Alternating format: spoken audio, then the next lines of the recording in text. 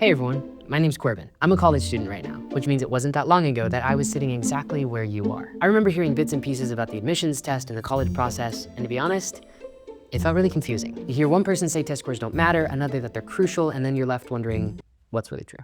I'm on the other side of it now. I lived through it, and one of the biggest things I wish someone would have explained to me earlier is the role that test scores play in all of this. Not to scare you, but to show you what you're working with and to tell you how you can take control starting right now.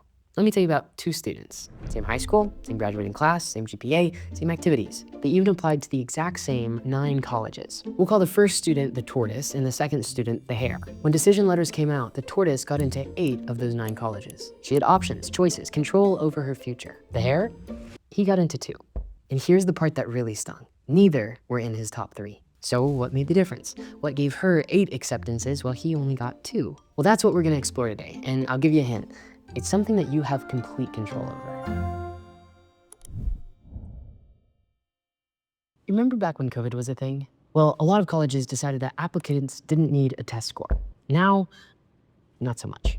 Many of these same schools have returned to requiring test scores for admission. Why? Well, because test scores demonstrate something that they call college readiness. You've probably heard your teachers and counselors use this term before. It might surprise you then that earning good grades and graduating from a competitive high school isn't enough to demonstrate that you're ready for college-level courses. Test scores give colleges a closer look at where you're able to start or if you'll need to take remedial classes in order to catch up. So, what does college ready look like in terms of test scores? It depends on where you're applying. Let's take UT Austin, for example. You would need a math score of 670 or above in order to avoid taking their additional assessment, which determines if you need to take a set of additional math classes. At Texas Tech or any other public Texas college, they look for an SAT verbal score of above 480 and a math score above 530. But every college has its own rules, so be sure to do your own research. Now let's talk about another way that test scores will end up benefiting you. Scholarships. Many colleges offer their own, and there are numerous community-based and private scholarships out there. And in many cases, SAT and ACT test scores will be considered when selecting recipients. Now, if it's sinking in, then say it with me, test scores matter. And that brings me to the third point, which is that test scores will improve your admissions odds. Let's go back to what I said earlier. Good grades and graduating from a competitive high school aren't enough. I know, you worked hard for those grades and your school may have a great reputation, but in the world of college admissions, you're gonna have to do more in order to be able to stand out. The more selective the school is, the harder it's gonna be to get in. To illustrate this more, let's look at 2 student profiles that were accepted to their college, one for a more selective college and the other for a less selective college. Rachel was accepted to Harvard, which of course is considered the more selective college. She has great stats and a 1550, which is impressive. Guys, look at how involved she is. She has paid attention to other important parts of the admissions process, like writing essays. Josh is accepted to UNT. He has a 2.4 GPA and an 1100 on his SAT score, which got him auto admission. You can see he spent a lot less time on getting involved and even skipped the optional elements of his application. And he was still accepted. So do you see how the college admissions process can look entirely different depending on where you apply? Now, there's not enough time to go over all of the different things that you should know to get into your dream college. And remember, it's different for every student. So instead, let's look at how selective some popular colleges are. Here, you'll be able to see the score ranges as well. I want to call out a few schools that are top of mind for many of you. The first is UT Austin. UT Austin is considered highly selective. Score-wise, you're looking for something between a 1230 and a 1490. Texas A&M would also fall into the selective category. You're looking at a score between 1150 and 1400. OU is non-selective and typically admits students with scores ranging from 1140 to 1330. So let's say you apply to a test optional college. You're competing against students who decided to submit their scores. What you're really doing is you're asking an admissions committee to take a chance on you without providing them the necessary information. Hopefully that puts it into a little bit more perspective. So, as we've looked at, test scores are pretty important for the admissions process, but they're actually only one piece in the college admissions puzzle. So it's worth asking yourself, are you doing enough to stand out? You also might be thinking, great, these ranges are entirely doable for me as a student, and that's entirely possible, but think about it. That is actually for general admission, and that might be enough for you, but it also might not be. As an example, let's imagine that you want to go to UT.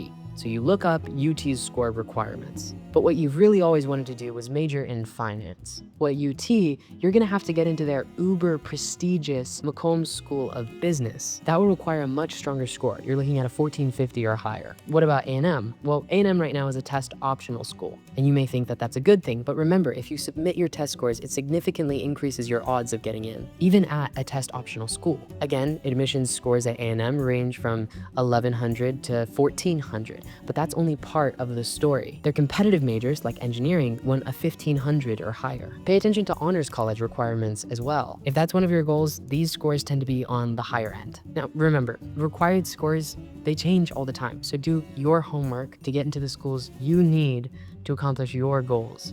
Knowledge is power, right? The admissions process is like putting together a puzzle. You need scores, you need extracurriculars, you need good grades. All different pieces. It can definitely be a lot, and it stressed me out too. But really, you'll be okay. It's just all about having a plan to minimize the chaos. Now, before we dive into some basic grade-specific plans, remember this. Try to have an SAT or an ACT test score that you're happy with, one that you would want to try to use for college admissions before you start the 12th grade. That's really soon for some of you, but here's why. The college applications process is so time-consuming. You're gonna want to have all of your test scores out of the way so that you can focus on other elements, like writing all of the essays. So, let's talk testing plans. Pay attention to the following plans for your grade and also for the grade coming up because you're gonna be there soon. 9th graders. College may seem like it is a million miles away. Trust me, it is not. Think about it. In June, you're gonna be in 10th grade. So spend some of your spring and summer preparing for your 10th grade PSAT tests. More on that test in a little bit. I know you'll have to give up some of your free time, but trust me, it'll pay off later on in this process. Also, take a free digital practice SAT test. The College Board has some available on their website. Get used to the structure of the test. After you take the test, pay attention to what you struggle with most, and then go find help in those areas. Read often. Explore books that are outside of your comfort zone. Reading helps expand your vocabulary. 10th graders, this is the sweet spot, the perfect time to get started. Take your PSAT test in October.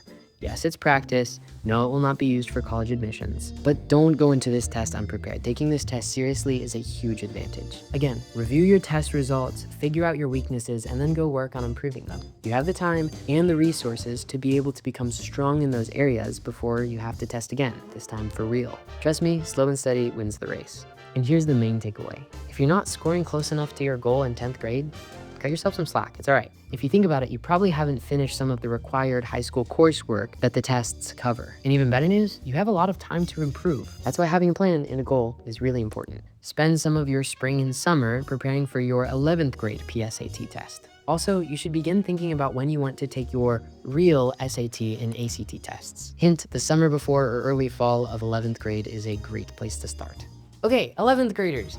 Let's be honest, your runway is a little bit shorter, and there may be a little bit more chaos for you. But instead of panicking or procrastinating or even giving up, let's make a plan. In a perfect world, take the national SAT test in August or early fall of your 11th grade year. Prepare for and take your PSAT test in October. Yep, this test counts for the national merit competition, which is awarded to a tiny fraction of the students taking it. And it's an amazing accomplishment. Plus, some colleges award scholarships for other levels of competition. For this test, it's helpful to remember, it can never hurt you, but it can definitely help you. So don't go into it unprepared. Next, analyze your 11th grade PSAT test results and work on improving your weaknesses. Take the March School Day test. In a perfect world, this would not be your first national SAT test or your last. You'll want to plan to take the tests again if you haven't reached your score goal.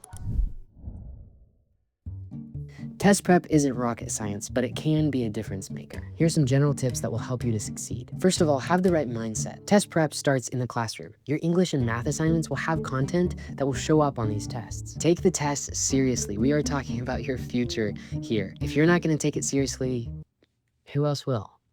Secondly, have a strategy. Take classes that really challenge you and apply yourself to them. Colleges love to see that. And again, analyze your performance. This is such a crucial step, and not just on your PSAT and SAT tests. Does geometry make you crazy? Then get some help from a teacher or a tutor. Ask questions if you need more information, both on the tests and in the classroom. Take a free practice test so that you know your starting point and where you need to improve. There are some options that are available on the College Board website. Next, be consistent. Start early and make a schedule. Remember those testing plans that were specific to each grade level? Start there and make it your own. Again, be sure to build in the time to retest. In the perfect world, you take your first national test and you get exactly the score that you need. But if that doesn't happen, you'll need to have a plan B. Don't cram. Quite frankly, it doesn't work. Trust me, I have tried, like, extensively. Really, really extensively. Slow and steady will always get you the better results. Practice smarter. Find the things that work best for you and then just do it. Maybe it's memorization, maybe it's index cards, maybe it's doing practice algebra questions with a friend. Do whatever keeps you accountable and keeps you focused on your goals. Grammar is predictable, so memorize the rules, but math can be a little bit harder. You may need to review subjects like Algebra 2 or Geometry if it's been a while since you've taken those classes. And you've probably heard that the SAT and the ACT tests have changed a lot over the past few years. So be sure to use up-to-date resources and don't forget to do your research when you need it. And finally, stay committed. No matter where you start, no matter what you score, don't give up. You can do this. So let's come back to where we started. The tortoise and the hare. Remember, same GPA, same school, same college list, but completely different outcomes. Now you know what? The tortoise understood what we've been talking about today. She started early. She made a plan back in 9th and 10th grade, and she stuck to it, making adjustments along the way. She prepared for her PSAT test because she knew that they were opportunities to learn and to grow. And when it came time to take the SAT test for real, she was ready. She tested in the fall of junior year, analyzed her results, practiced some more, and then tested again. She then dove into the college admissions process and she was successful. What about the hare? He took a nap. He thought he had time, and so he rushed through everything and skipped important steps along the way. Maybe he took one test without prepping for it and hoped it would just work out. Maybe he didn't take the testing or the admissions process seriously, and when the scores came out, he was incredibly disappointed. So here's the moral of the story. You have the power right now to impact your college goals and dreams. Today, you get to decide which path you take.